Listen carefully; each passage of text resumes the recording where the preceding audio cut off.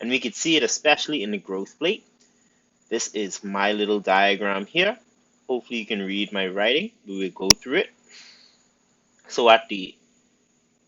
well, at the end or near the epiphysis side of the growth plate, this section right here, this square section here, we're going to have our resting chondroblast, going to be our first layer, our resting chondroblast. And as these begin to be activated, we come to the mitosis zone, where they are able to divide and secrete matrix. And as they secrete matrix, if you remember from our CT lab, they secrete matrix and start to form lacuna as the cells themselves get further away from the nutrient source.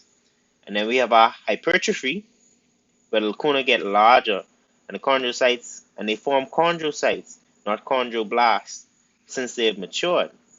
And now they begin to die because they're so far from the blood supply or the nutrient supply. So once we have these matured chondrocytes, then comes in the blood vessels that vascularize the area, allow osteoblasts to come in to secrete matrix and change the tissue from cartilage into bone, and we call that process ossification. Here is a better picture to see it more on a histology slide. We have this resting zone here, and then they call it the proliferation zone, but this is well called a mitosis, or where they divide and secrete matrix.